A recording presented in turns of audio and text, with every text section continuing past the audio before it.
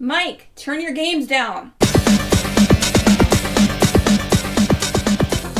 Hi, welcome to our movie episode of Games My Mom Found. I am Mike Albertin, and who is chip the glasses, crack the plates? That's what Bilbo Baggins hates. That's what Bilbo Baggins hates. So carefully with the plates, blunt the knives and bend the fork, smash the bottles, burn the cork. That's what Bilbo Baggins hates. So carefully with the plates. With me tonight. Enough! Oh God, the music! Enough! Hey, you didn't know it's a singing episode, just like the movie. Oh God, yeah. Well, Mike did just see K-pop Demon Hunters. He's in a singing mood head now. out early if that's the case. Dear Lord. I mean, I don't understand why this movie wasn't in theaters. Like, why are they playing this? Like, come on. I'm sure it's an anniversary of some sort. Oh God. After I derailed this podcast, who else is with me? Hey everyone, this is Joe Larrey, and I got a riddle for everyone. Hello, everyone. He's got something in your front pocket. Let's screw that joke up. Hello, everyone. I'm Robbie Sherman. I don't have a funny quip this time around. I'm sorry. It's been too much of a hectic evening. I'm sorry.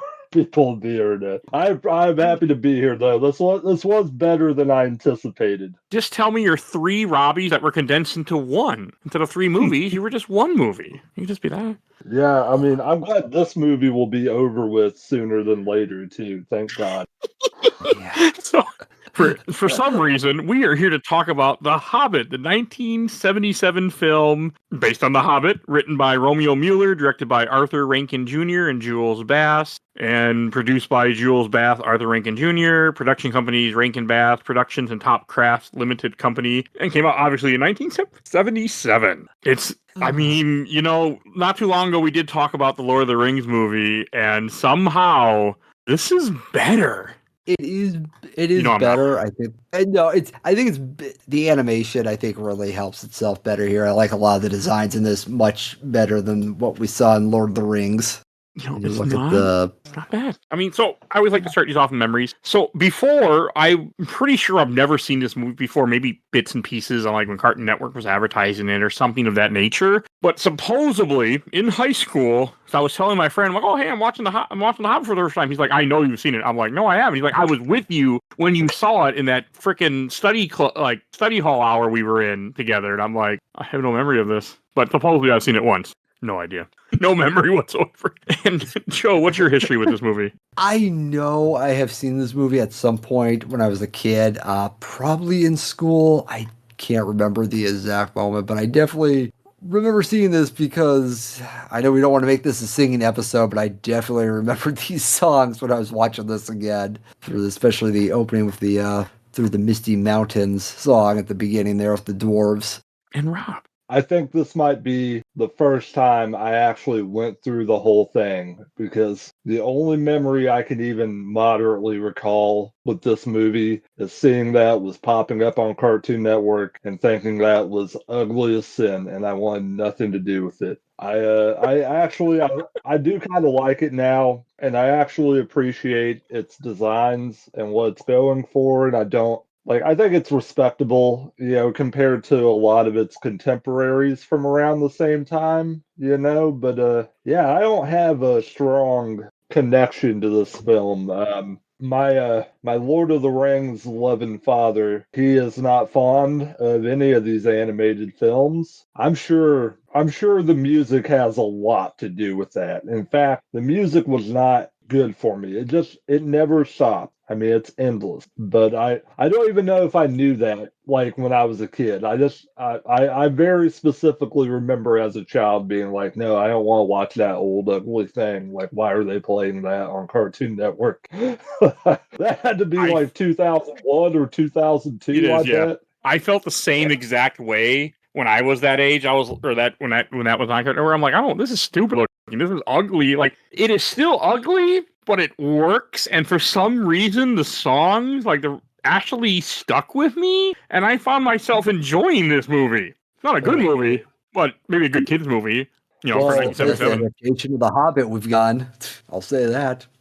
I think it is I think it's significantly better than that Bakshi Lord of the Rings because it's one movie, it's one coherent story with limited but very effective animation. Like, I actually think it has very effective animation, even though it is limited, but it moves like good anime. I mean, I don't think it compares to The Last Unicorn that we covered, which is done by the same studio, Topcraft, a very weird little outsourcing company that would sort of fall into Studio Ghibli by the end of its life in about 1985. In fact, Toru Hara, the head of Topcraft, he would become the production manager for Ghibli until his death. So it does come from a legacy of, rich Japanese animation, and that actually helped me enjoy it a good deal more than I would have initially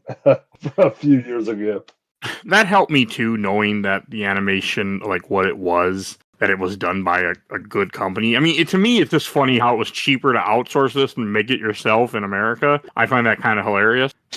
I mean, To be back honest. then, a lot of the American animation companies, they functioned off of Saturday morning exclusively. So the amount of money to do a big animated film, even for television at the time in America, probably seemed crazy. And then over in the Japanese markets, they're finding ways to make things function and be dynamic while being on a budget. So I get it. Like, I understand it a lot. Yeah, like the budget for this movie, and I'm just looking at it, is insane for a 1970 animated movie. It was $3 million. Yeah, I Where did can that go? imagine. Probably the voice cast, because actually this voice cast has a couple Academy Award winners in it. They have John Huston in this thing as Gandalf. Yeah, Like, I that's couldn't believe crazy that. big. Yeah. I thought it was Leonard Nimoy for a while because of that stupid Hobbit song. Like, I thought it was Leonard Nimoy, like, doing the narration and him as Gandalf until I looked it up. If I knew that song, I would sing it right now, but I don't know it enough to sing it. Like, Well, thank God for that. If there is one, thank God for that.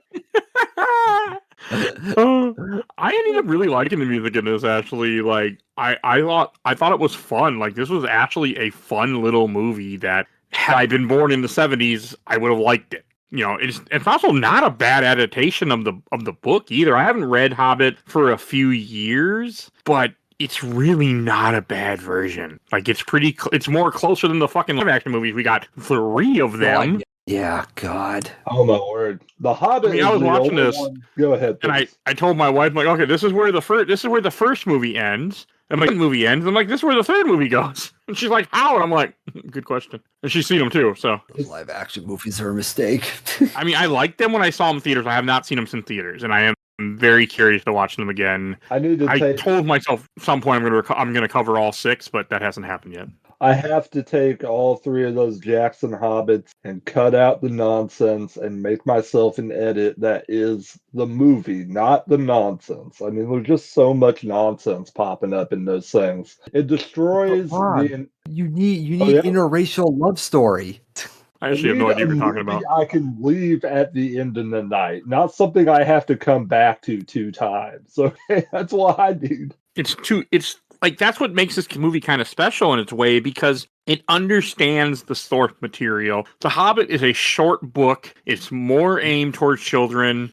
It's a more cohesive story. It's one story mainly about one guy. And like this movie does it a decent job from what I remember. And it's also fun. Like, it hits all the key plot points that you need to hit. And I felt like it really worked, actually. And the music Hobbit helps. I'm glad you think so. The Hobbit is the only one of these books I've actually finished, because the LOTR is so filled with walking and lore that does not always necessarily coalesce with the story. I understand like why he does a lot of the stuff he does, but it has not made it hasn't engendered it to me as like story I'm attached to. Like, I'm attached to the Peter Jackson film over the book.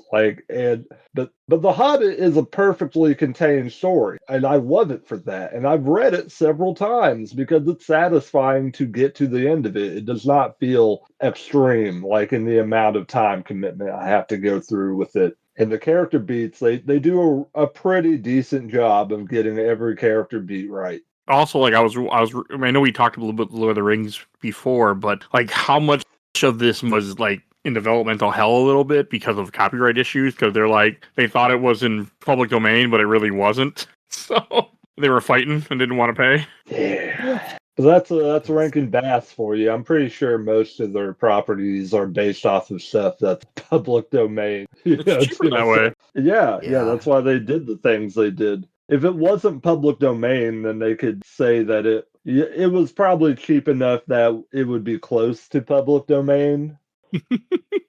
I mean, did anyone give a crap about Frosty the Snowman before they made that little special? Like, I think that story was floating around a bit, but I don't think it was like a beloved thing. No, I don't. I mean, I would say I don't. I mean, I can't say I know because I wasn't alive in the 1960s. True. I can't. I'm pretty sure it was none of this was. I mean, these are things that existed, but God, did they make a ton of fucking just Christmas stuff? Yeah, Rudolph, the drummer boy, Santa Claus come to town. Yeah, they did a Halloween themed one, and they did Emperor's New Clothes. How deep do we want to dive into Rankin Bass history? I mean, I think it's kind of interesting that they started upping their game a little bit with things like this and The Last Unicorn. I would say this is at times better animated than some of their Christmas specials are. Like, the way they do like fire and stuff in a very painterly manner looks incredible at times.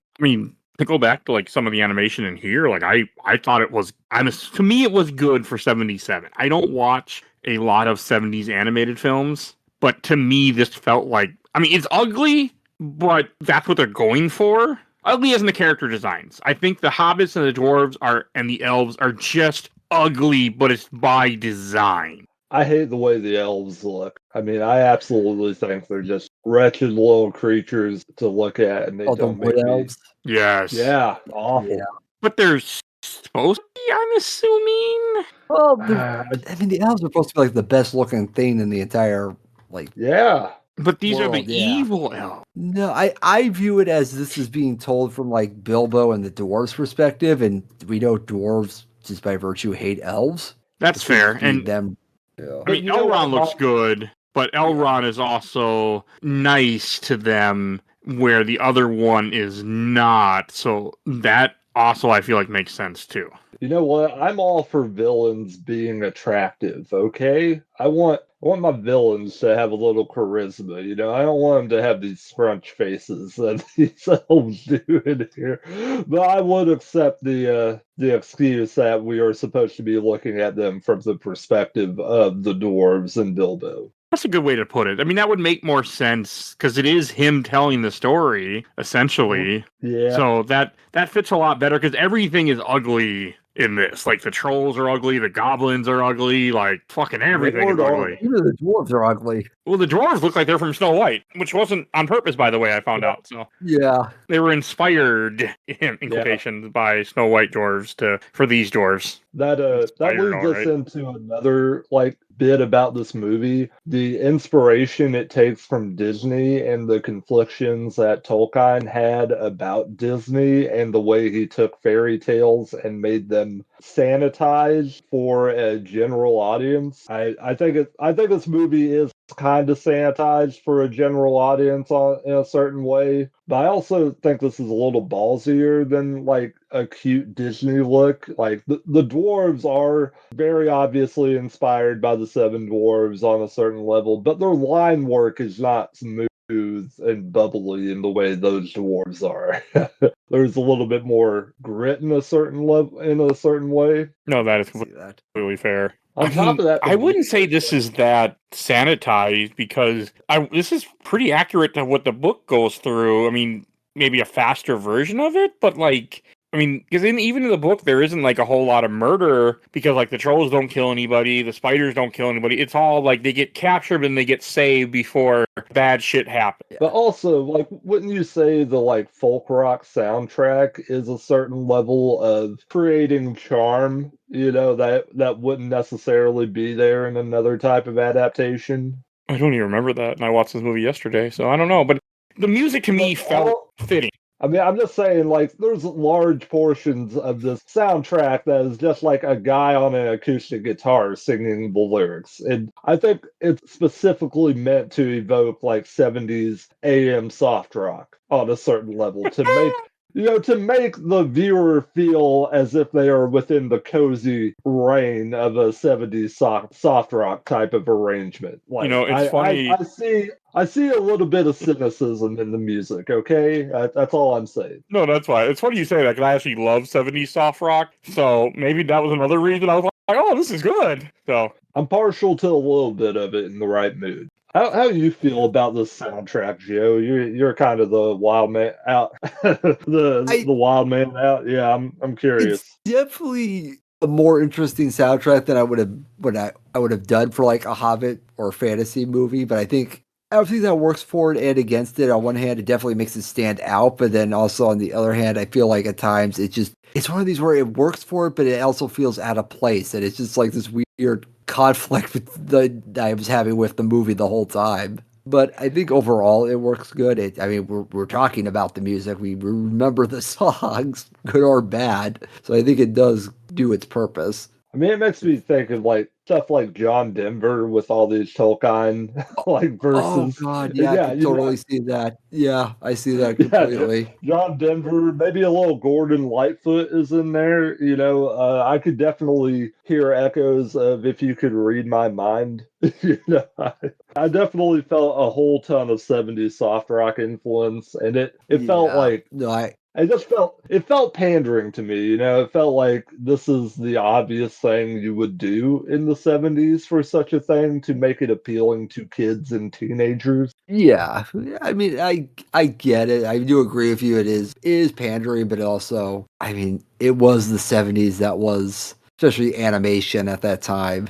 They used a lot of those kind of pandering, catchy tunes. There were a lot of different people trying to adapt The Lord of the Rings, probably The Hobbit too. And oh yeah. I would like to hear the soundtrack from a harder hitting, group of people. I think Led Zeppelin was talking about trying to get an adaptation of The Lord of the Rings made, and that's what eventually moved into their concert film. The song remains the same. I would like to say before I go further, before I talk further about this, I am not advertising for Led Zeppelin. There are better blues rock bands from that time. Jimmy Page is a fucking monster. Do not give him money. Do not support him. But he is a part of the history of that time. And, if they had been able to do the soundtrack for this, I think it would just be a little weirder. Like something about this is very melodic and pretty in a way that I don't think another group of people would go into. Yeah, and when you get battle scenes like the stuff with the goblins and the stuff with the trolls, you get like these big pounding drums and stuff with it, like big rock and roll. So I think they were trying to pick up a little bit on that hard rock fascination of the period. Yeah,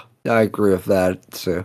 And that goblin scene, I don't know if you watch Doctor Who at all, Rob, but there was a recent episode. There was a recent episode of the new series where they had to fight a bunch of goblins, and I swear to God, the directors just took this entire scene from that and just put it in Doctor Who. I didn't it just kept nagging on me the entire time I was watching it. I'm like, where have I seen this? It literally is, almost. Well, the people on those Doctor Who sets, they don't get paid hardly anything. They could pinch as much as they like, as far as I'm concerned. I bet they get paid better now, with all the Disney money that's coming in. Yeah. That was. Speaking of this, did you know that there was another Hobbit animated short? I did. I still haven't watched it, but I know it's barely animated and it's mostly made as a copyright trick, like the Roger Corman Fantastic Four movie. I just found that out while researching this. Like, I gotta watch this. That's fascinating. And they made up a whole new character for it. Really? Didn't know that. Yeah, Princess Miki is introduced to avoid having Bilbo as a bachelor. Wow. Okay. What Okay, now I'm really confused as hell because if they weren't going to do anything to actually release this, why would they be Yeah. concerned if Bilbo was a bachelor? Presents Oh my god, I'm just reading the plot.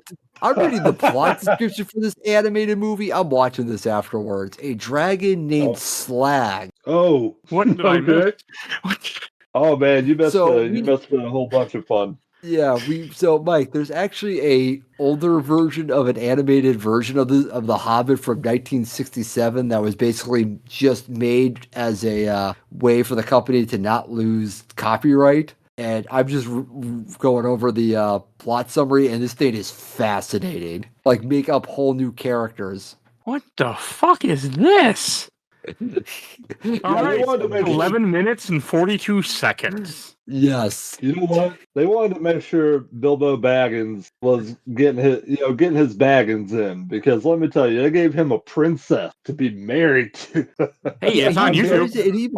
Yeah. It says even in the description, she is a child. Oh, that just makes this title Wow. short. That Oh was my okay god, in the what the 60s. hell? No, Oh, hey. it wasn't, but a lot of people thought it was then, just like they do now. I mean, hey, in 2025, there's a certain group of people I think it's just fine too. So hey, but- and some of them fuck couches. We'll just say so. But we'll leave it at that. All right, So one thing about this yes. movie that really surprised me, this was actually on streaming. Like this is on Max. Like Max can't even put on movies they own, like Batman: The Long Halloween for no reason at all. I think of that movie, and like, but this was on there. I'm like, what the fuck are you doing, Max? I know, They but don't not have the other the Lord better of the Rings looking- movies. They don't have the better looking Return of the King on streaming, but this fucking thing gets to Well, hang to out be on. fair, Return of the King is nowhere to be found on the internet streaming besides Internet Archive. It does not exist, and you can't rent it, you can't buy it. It doesn't get a DVD of it unless you're buying a bootleg DVD. It doesn't exist. So that's a whole different story. I have never ever seen these movies at like a video store. Okay, I've only ever seen them pop up on TV. I mean, I don't think I would bought if I would have seen this for $5, I would have grabbed it like I did with the Lord of the Rings one. But no, I don't really look at DVDs a whole lot anymore. But even when I used to, I never saw this one. This is just one of those odd moves. Yep. I really do hate how the goblins look in this. To me, they don't look like goblins. No, they look like big old frogs. I know that's intentional to make them look like frogs. It is. But I still don't like it. I still don't care for it. You don't have to like it. Speaking of frogs, what did you guys think of Gollum in this one? Because it's a frog. He really is a frog. You know what? Frog appearance be damned. I loved that vocal performance. Great job to whoever was doing that. I mean, he actually did a really great job. Like, he just sounds menacing and like he will kill you. And I loved that. It was good. I will completely stand on that hill with you. I mean, all the vocal performances are actually really good. I know we mentioned a little about Gandalf earlier, but like a lot of them are good. Like surprisingly how good the voices are in a just odd cartoon. Yeah, no, they got some A-list actors to do the voices in this movie. I was actually really surprised with a lot of this. I have no idea who Oren Bean is, but he is a perfect Bilbo. Like, just the little inflections he does for his voice, the way he can lean into Bilbo's sense of irony, it's good stuff. They make it work. Oh, they do. And I was happy with that. Were either of you able to find out if they recorded these actors separately or in the same room? Did anybody come across that? I couldn't find anything, yeah. Yeah, I didn't come across anything like that. There's not a lot of production history for this thing, so I was kind of curious if anybody else had. All right. My guess, because the time it wasn't something you did. My guess is it wasn't. You generally didn't, and I bet because this is an international production, they might have even done the animation before they actually recorded the voices, because in the anime industry, to make sure that production ran as quick as it possibly could, that was often the technique they would do. They would just animate the whole damn thing and then put voices on after and have the actor work a little closer to the movie, on a screen. So there was a good possibility that happened with this production. Oh, did not know that. See, I knew things about animation, Rob, that I don't realize. I'm glad really somebody's getting use out of it because I'm tired of being broke from being obsessed with it. Like, I mean, going back and watching these old 70s movies that we have done a few of, like, I appreciate more things about it than I wouldn't have in this podcast. Like, one thing this is not me appreciating, but I want to make a joke about, Bilbo's feet are so fucking hairy in this. Like, I mean, I've seen Lord of the Rings. They're hairy, but they're not that hairy. And I just was cracking up because my first girlfriend, her nickname for me was Hobbit Foot because Lord of the Rings had just came out and I had really hairy feet and we were in Taekwondo together. So we were at a tournament and we were just sitting on the bleachers waiting for our competition part and she called me Hobbit Foot. And wow, dude.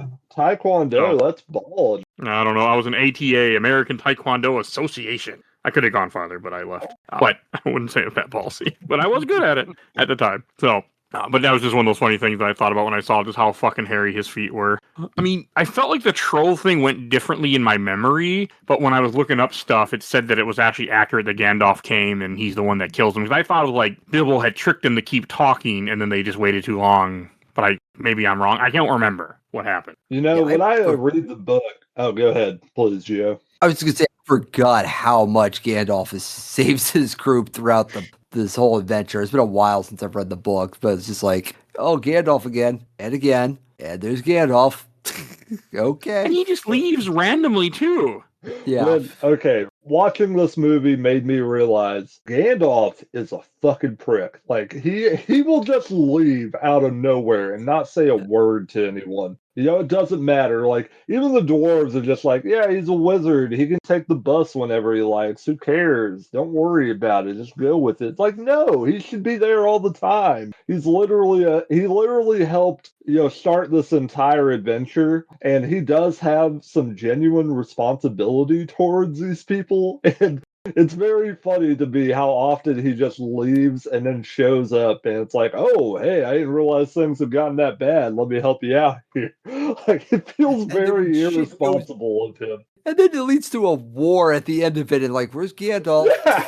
He's totally gone. And I didn't think about the war as much as I did when I was a kid until watching this. They go to war against the dwarves, okay? So, like, whose side is Gandalf on exactly when I thought about it? On anybody's side, if you ask me, he's just, like, I don't even understand the point of why he put this team together. Like, why does he care about talk? I can answer that because we're going to get into Lord of the Rings deep lore here. That's fine. So basically the reason why he did this whole adventure was because we keep talking about how Gandalf keeps disappearing and doing stuff. So basically he's investigating the coming of Sauron at this time is what he's doing with all this adventure. And he wanted the dwarves to take the mountain back and kill Smaug because he didn't want Sauron to influence Smaug to fight for him. Oh. Yeah, so he wanted Smaug taken out of the equation. And then he also wanted the dwarves on his side as well. So I figured giving them back the mountain. Okay, I mean, none of that's in this movie, but that's fine, because the creator of the book had that in his mind. I guarantee you, much as I know about Tolkien, that idea was in this book or not, was in his mind, period. That he was that kind of thinker. Yeah, I think it's in the Silmarillion when this is in now. Oh, okay. You know, I tried reading that book once. I actually owned a copy of it and a copy too back when I was collecting books, and I could not do it. And I sold it too, and I'm like, maybe I should have kept that. That's probably worth a little bit of money. I did read that book, but I had to read it like over a period of time. It's not one you can just sit down and just plow through. No, I tried to read Silmarillion, but I think I was probably like in my early 20s, and I just thought, I really don't like reading Bibles, and I don't think this is going to be any better than reading a Bible. You have to be the right kind of fan and in the right mood to want to read that, because it is like reading an encyclopedia, but it's just impressive of what he did, to what he put into these, because he fucking loved what he really loved his creations. The world and stuff that he built, it's insane. All the like, and over the last couple of years, they've started re-releasing all his old stuff that never got printed that are connected to this. It's just insane how far out this guy thought. Like, he even had a complete, like, the Return of the King was not the ending of the story. He had a whole ridiculous ridiculous ending that I just really hope someone does someday because it just. Did he die first? He did die first, yeah, but he Oh, has, okay. before he Yeah, published, like, but like. At the end of the Return of the King, they come back to find out that the Shire has been occupied, right? So Yes. they still have to deal with the fact that the Shire is occupied by the end of But the that's in the book. books. So, They do finish that out. Okay. Yeah, it's in the books. It's just not in the movie for some reason. I wish they had it in the movie, but I get for time reasons why they wouldn't do that. Well, and context reason. I think a lot of it was context. Like here they go and they destroy the ring, they do it, and then guess what? You're not done yet. So that wouldn't have worked well in a movie setting. I feel is why that didn't happen, but that's a whole different. Yeah. I didn't mean to. I mean, that's what my opinion of it would be.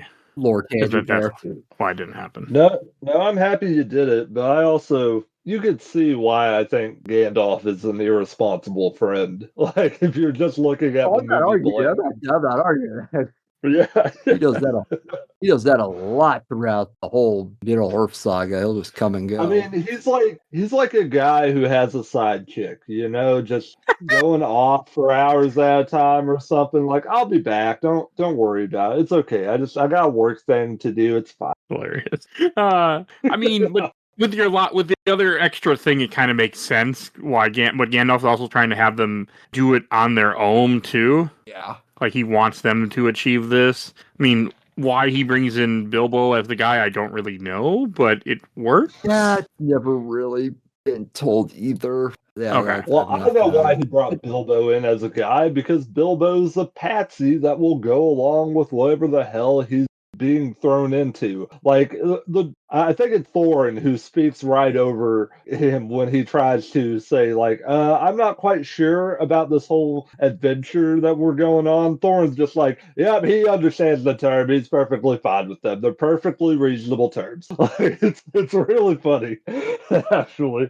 I mean, I was happy that they got the spiders in here. They get the wood elves in here. Like they did, like I was saying earlier, they did flesh out the stuff from the book, and they make it work. And one thing I was just laughing about when I was watching this movie, this is an hour and like 20-minute, something like that. It's not a very long movie, and yet three live action movies fit this. And I'm like, man, and this is fine. Like he goes to the prison to save them from the wood elves. You see the wine bottles, and then you hear they get out by the barrels. Like you don't have to have a whole scene. I'm assuming that there was in the live action movie of them getting the barrels and going down. I haven't seen the live action in a while, but that scene made me mad in the live action movie. I figured, and they just make it quick. And I bet the book made it quick too, because this book was written differently than the Lord of the Rings. Where the Lord of the Rings, you would have a whole bunch of explanation. This is more of a kid's story, so it's just quicker. The spiders are a real high point for me, design-wise, because they definitely feel like the best of both worlds when it comes to the design intricacies of the people who are developing it and the people who are animating it. Because the people who are developing it have given it a like English children's literature vibe, but the people animating it, they have their own little intricacies, and they give the spiders some like moving parts in a way that feel very distinct. It's a great little scene. I did not like those spiders, and when they start talking, I was like, but it works. I liked it. I liked it a lot, actually, for what it was doing. Yeah, it kind of made me think of like the type of creatures we would see coming out of the OVA market in a few years. Yeah, they're just so strange. You know what I'm talking about, Joe. Yeah. Like the design of the spiders, though. This was the design I wish we would see from Shelob in the live action movie. Yeah, that'd be cool. Her just being a giant spider, and then a sexy girl in the game for reasons I still don't understand, but okay.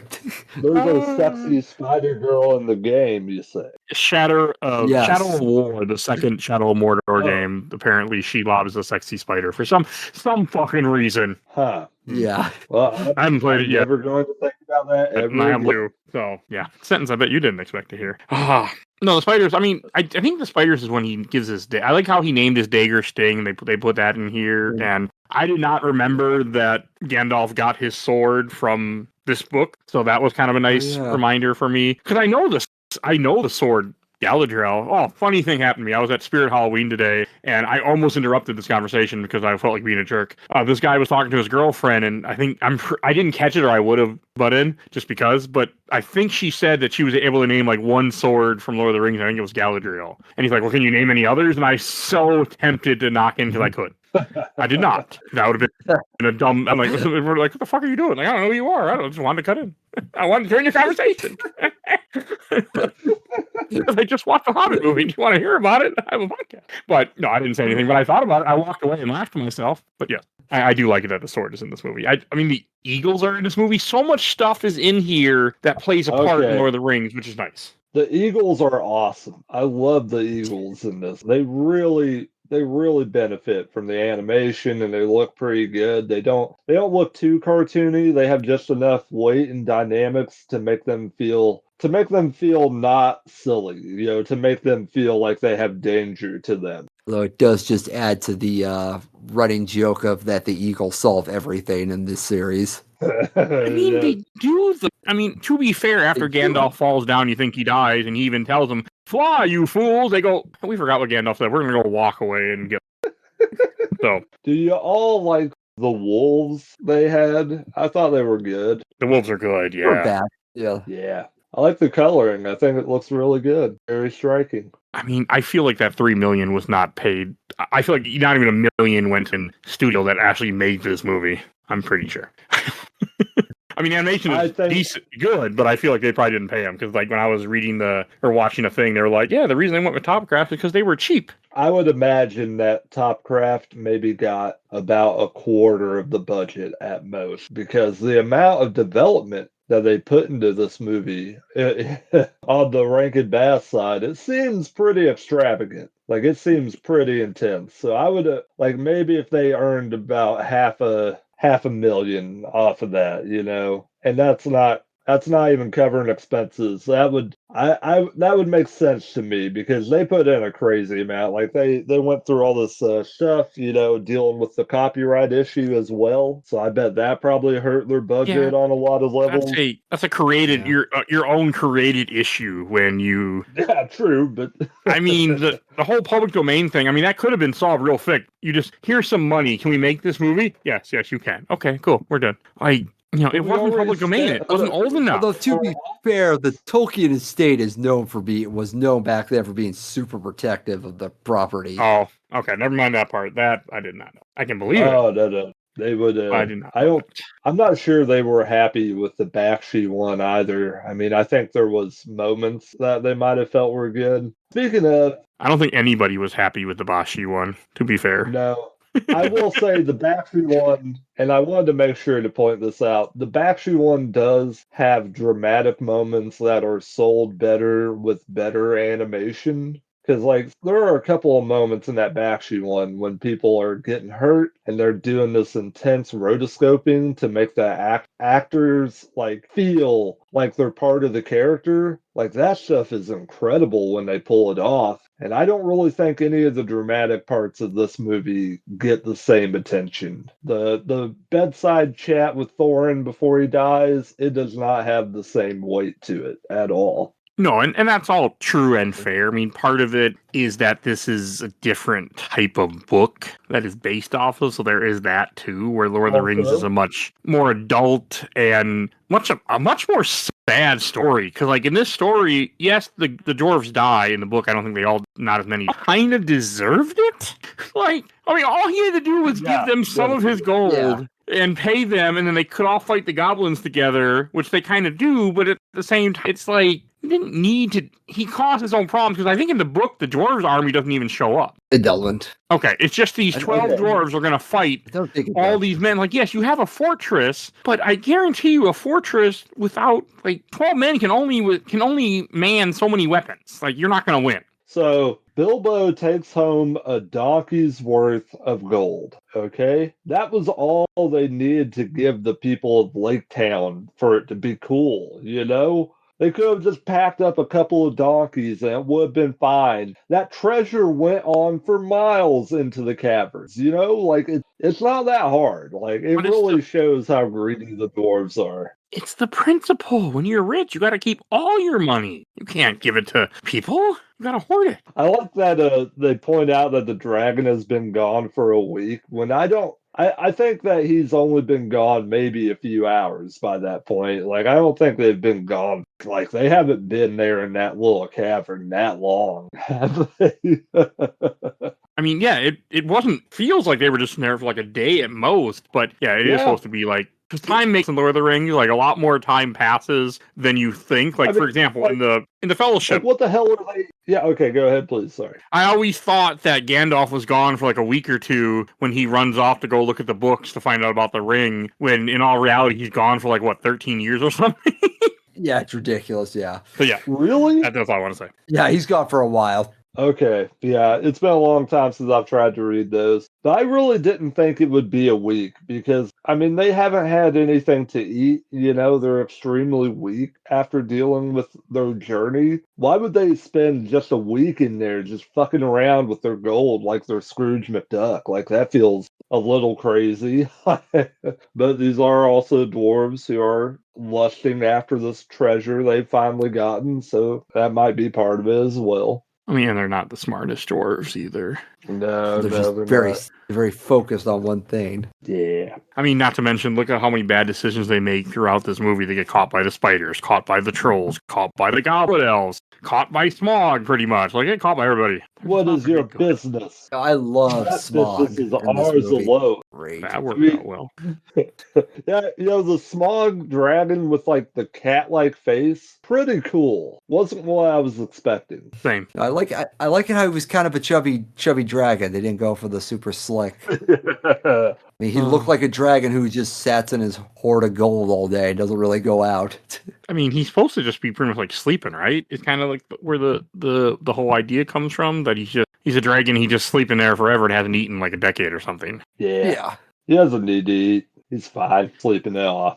Yeah, that's probably, I mean, I was going to say that's accurate to dragons, but then again, how would I know? Because there aren't any, unfortunately. Well, yeah, with the way Tolkien treats time, you know, that dragon can just go for hundreds of years without ever eating, apparently. That's the best option we have for that. He just took what bears do for a winter and, you know, whatever number he wanted. There's a really good bit of tension with Bilbo in the cavern with the dragon. I mean, that's John Hurt doing that voice too as well. Am I correct? I think so. Got Hurt doing the voice of Smog? Yeah, I think so. Who is it? It is Richard Boone. Oh, okay. Well, he's a little close in tenure to Hurt. He sounds really good. He's a fiery guy the way he talks. Yeah, I thought it was very effective. I actually really liked it. The second time I watched it through, I was really captivated. It's some good voice acting. It's a good scene too, like where the eyes are like spotlights. I enjoyed all of that.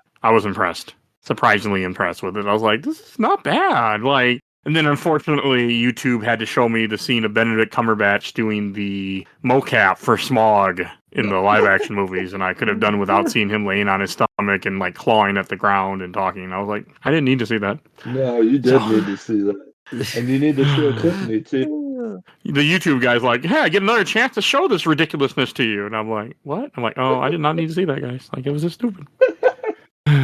No, it's all, I enjoy all the stuff with the dragon. And the wood elves, so if I remember correctly, the wood elves are where Legolas comes from, correct? Yes, correct. Okay, all right. I couldn't remember, because like the wood elves in this are kind of bad, but they're not really bad in the Fellowship, but that's also because one of the Fellowship is a wood elf, so. And here they're kind of an enemy, sort of. I mean, if you want to say anything about Lord of the Ring elves, they're just kind of douchey towards other races, but that's just kind of elves in a lot of different fantasies. Yeah. Well, yeah, they're theater kids. They don't want to hang out with those other losers that don't have talent. Maybe wizards. You know, they have some culture. They're not like those filthy hobbits. They're breakfast and their second breakfast. I mean, they only have one hobbit in this, just Bilbo. Yeah. So that kind of, yeah, that surprised me a little that you don't ever see another hobbit at all.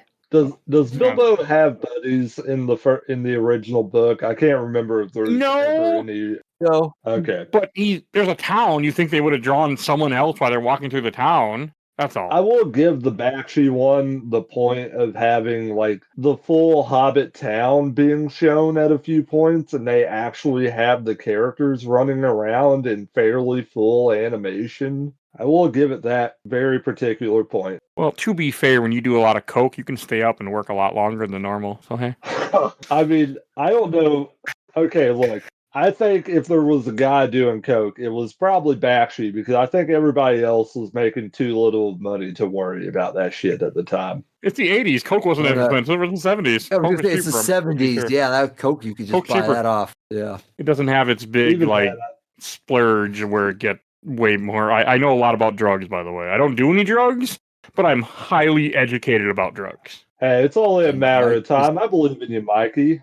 If I Mike was just under the woke up influence on of shit, some I list couldn't make after saying that. podcasts. I watch a lot of documentaries about drugs, and I've actually like studied it, and it's just one of those things that I find super interesting. So I actually just am very educated about it. Are you going to become Walter White from Breaking Bad now? No, I mean I do know how to make. I know how to make a kind of meth, but no, I would never. That's a whole different thing. I don't Yeah, completely know how, but I hate- do know there's this thing with a bottle where you can put meth in a bottle, or you make it and you shake it, but it's essentially also a bomb. I'm not ever going to Google how to do that, but I know it's a thing called shake and bake. So, yeah, but I'm pretty sure they I also have the chance to blow up in your face. So yeah. I just want God. to say that drugs are bad, and the only drug you need is Jesus in your life. So, I mean- a little word of advice out to all the kids listening out there. I have one drug I do. It's called Games My Mom Found. I do it day in and day You out. used to do Marvel Snap, but you kicked that habit. I did kick that habit. I uninstalled it, and I have not went back actually yet. So So, Now what I was play your Garden favorite Fever. part, the Marvel or the Snap? neither of that I want to talk about here. But and nothing. I'm done with that. But like speaking of favorite part of this movie, I want to say the smog. I really like. I really like that whole interaction. Yeah. It's just everything about it was really really good. I mean, except it is the reason why they lit on fire because Bilbo goes in there and calls the trouble. I mean, technically Bilbo did save it because he tells him the weakness where Smog has one bad scale where his heart is showing. Yeah. Yeah. I mean, he saved them, but he also created the problem that he saved them. So, No we have a name for that accountability here. for little Bilbo.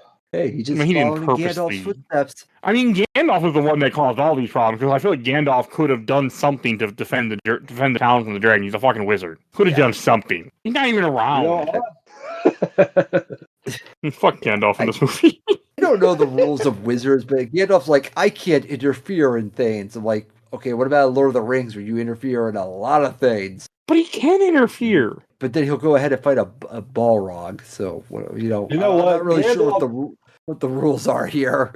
You know what? Alrighty. Gandalf does not respect the Prime Directive, okay? He will interfere in other cultures that he should not be dealing with. Yeah, that is a true statement right there. What are your favorites, Joe? Like, what are you excited about? I mean, I do really like Smog. I mean, I think that is a highlight there. It does a really good job of building tension and just like we mentioned, it's an interesting Smog design, but it's still very, I think, threatening. You definitely feel like it's a dragon that could, if it wanted to, just immediately kill everybody with very little effort.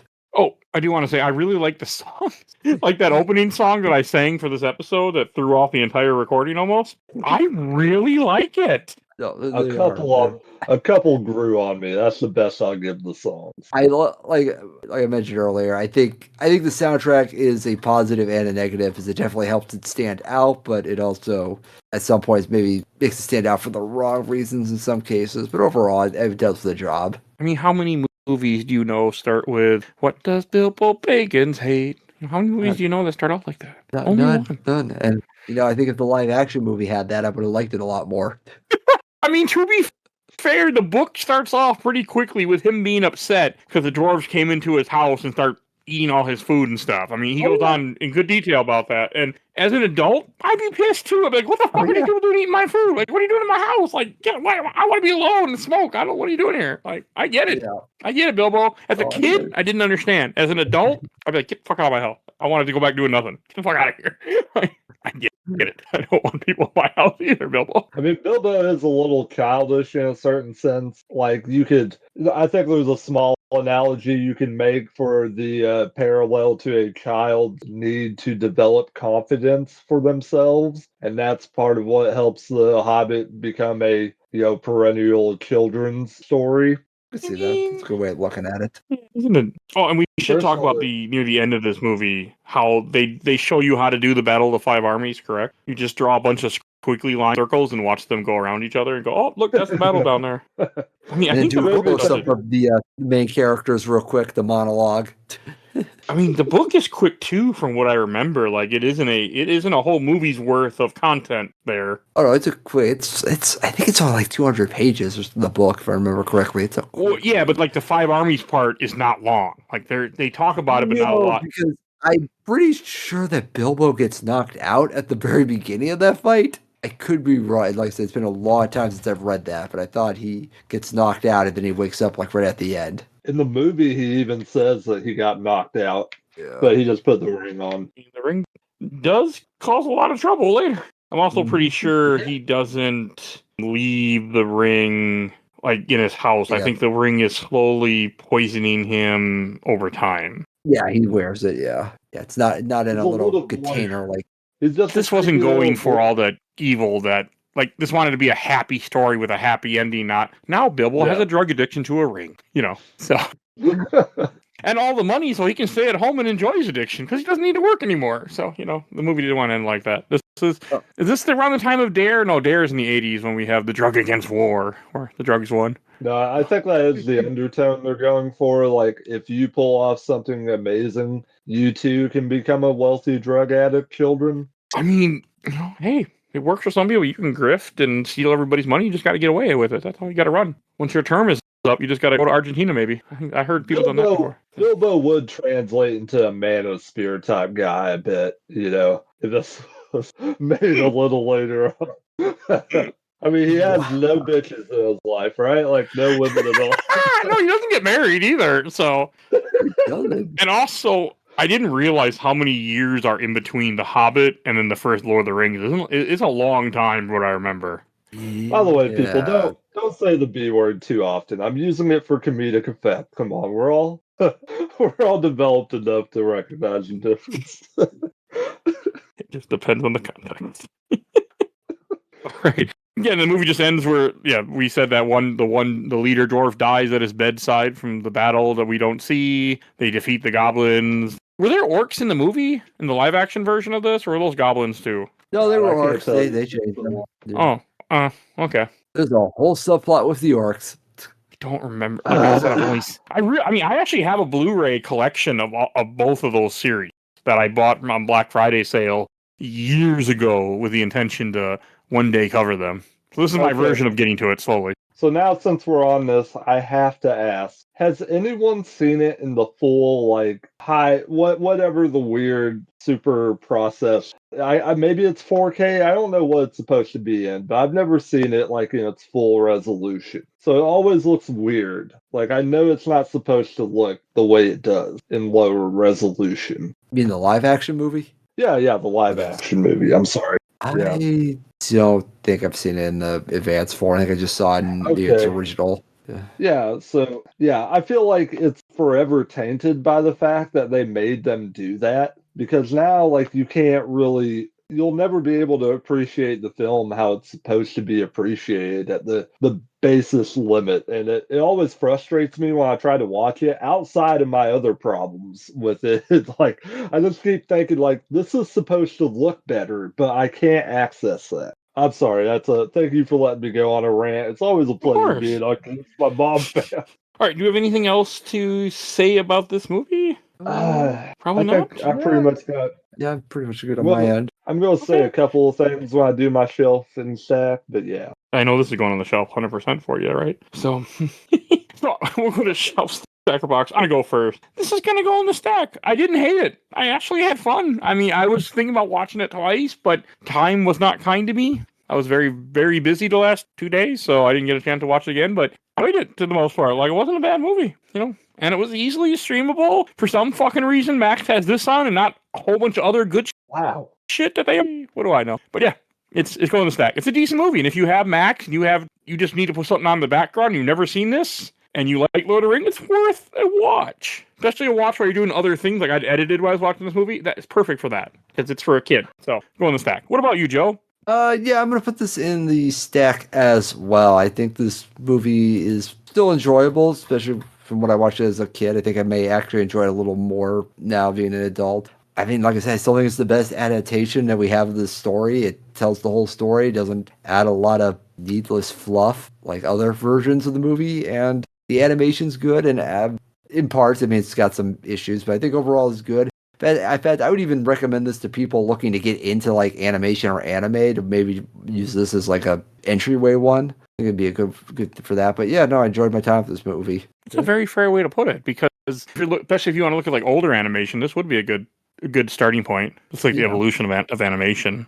Yeah. And Rob, I think we're going to go right to the stack because I think it's just at that middle point where there's a lot of things I appreciate and even enjoy about it that, make it worth rewatching. Like actually going through this a couple of times did make me value it. I do think there is a certain Disneyfication in the tone, especially with the music. Like they're trying to make that more palpable to a general audience, but it does respect Tolkien's entire literary style and like how characters talk to each other. The voice acting is very good. I mean, John Huston, Oren Bean. I can't remember who you said Smog was, but that guy was amazing. I mean, Richard Boone. It's got a lot of Richard Boone. It's got a lot of great. I think even Paul Frees shows up in this, and he's sort of a animation legend on a certain level. He's done a ton of voices for a bunch of big animation productions. Just I would say, like, if you would like a look at the development of anime into the 80s and like some of the people that were working in those spheres and their development, it's a little bit of an eye-opening thing for that. It's not perfectly animated. There's definitely a heavy use of hold frames and just not motionless dialogue. It's a giveaway of a cheaper animation production when you have people standing around too much without any acting at all. But even then, it still looks pretty damn good. The designs are very signature, and if you are not turned off by them initially, they will grow on you. And I wish I had given this a little more time when I was a kid. I don't know. It didn't feel appealing to me. It always felt a little ugly, but now I actually think it has a lot of character and it's very forgiving after a time. Like you get used to it. It's really not that bad. And it forces these animators to have very detailed characters. Like they have lots of very specific lines across these characters. And the fact that they keep those so tightly controlled is a testament to the quality of animation in this. I do think there might be some quibbles Tolkien fans would have. I mean, I'm not the biggest Tolkien fan, but I've been around them enough to know how they feel about things. And there's definitely been some controversy about this film, but I really don't think it's offensive. I mean, I think it tells the story front to back pretty well. I've been through The Hobbit probably, I don't know, 8 or 9 times in my life. Just, enough times to have enough sense of the story to know that when I'm watching this, it's doing an okay job. Yeah, I think it earned its place on the stack. I mean, I'm not going to put this in a monument like I would The Last Unicorn, but it's still pretty decent. Like, I still think it has enough value for a modern art audience and LOTR fans to grasp onto. All right, and this is also the first ever, version of Lord of the Rings that we got. This is Hobbit, because this is before everything else. So I've also got to give some credit there for it too. Is this before the Bakshi film? Yeah, Bakshi is a year later. Really? I didn't realize that. Okay. And then Return of the King is 1980, I think. I do have to say, I do want to say to audiences before we go that there are dramatic moments in that Bakshi film that this film can't quite touch. And I wish that this film sort of had the intense, dramatic animation that Bakshi achieves in a couple of scenes in his film. I mean, that's the only thing I would say is kind of missing from this. It's a little rushed because of that. Oh, that's fair. I hope I'm being fair. I mean, I didn't mind this. I still had a good time with it. It's better than I expected. I am curious about watching Return of the King at some point. We'll do that. But that one is, to me, is also hilarious how you can't find it anywhere. Like, it doesn't exist. I know. I'm kind of curious. Is it bad or something? So they just buried it. It's gotta be rights issues of something. It has to be. It usually when stuff is buried on the internet like that, it's usually someone owns it or somebody doesn't want to, like, usually it's rights issues. Almost always rights issues. Okay. It never is a taste. Because I watched dumb shit up there. Please go ahead and finish what you were saying. I was gonna say, I mean, they'll put dumb shit online just fine. They'll find suckers to rent it or buy it, or something. Like, they'll find a way. Put ads in it. Somebody will click that button at some point. So it has to be a rights issue that this thing doesn't exist anywhere on the internet. So, all right, that's all I want to say. Did you guys know, real quick, just talking about different versions of The Hobbit, did you guys know that there was a Russian version called The Fabulous Journey of Mr. Bilbo Baggins the Hobbit across the wild land through the dark forest beyond the misty mountains, there and back again? It's a Yes. 1985 version of it. Yes, I remember this because people thought it was lost for like ever, and then someone uploaded it onto YouTube. Wow. Okay. In 2014, by the way. Yeah. Oh. My What God, Wikipedia told me this. it has a wiki.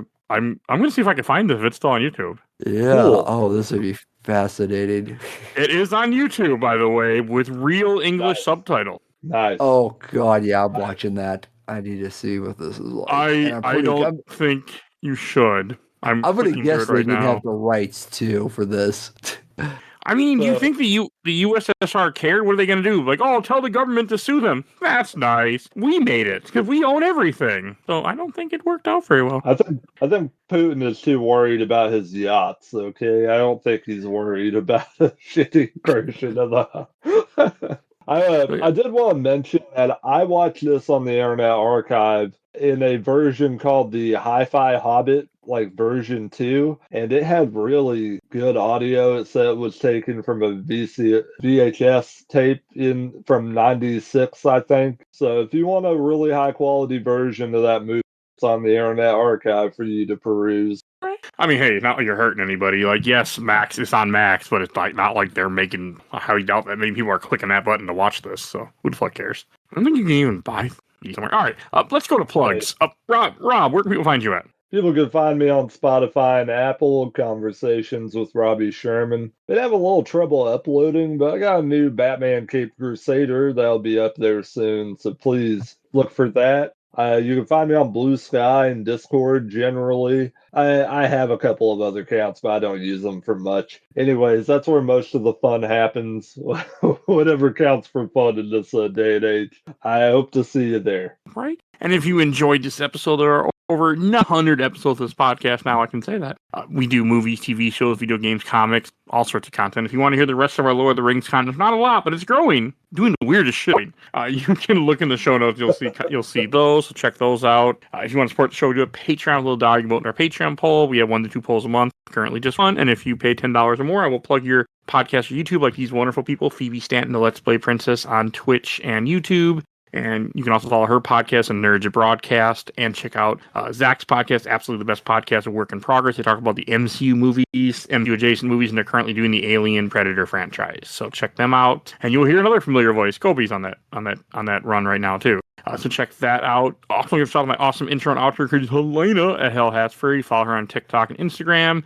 And check out A Gamer Looks at 40 with Bill Tucker. He's on hiatus, but he'll be back eventually. And join our Discord if you want to be a part of the show. If you want to suggest things for the show, that's how you do it. He's doing stuff on Discord, so please feel free to join us on there. You'll see a link in the show notes. And follow us on Facebook, Instagram, Threads, Blue Sky, Twitter, or not Twitter, fuck Twitter. Wherever the hell we're on there, I don't use it anymore because I hate Elon Musk. So when a certain thing happened in November of last year, or not last year. Yeah, no, last year. I quit Twitter right there. I was like, I'm done. I can't be on here anymore. So that was my turning point. And I'm glad I'm not on here anymore. So there is that.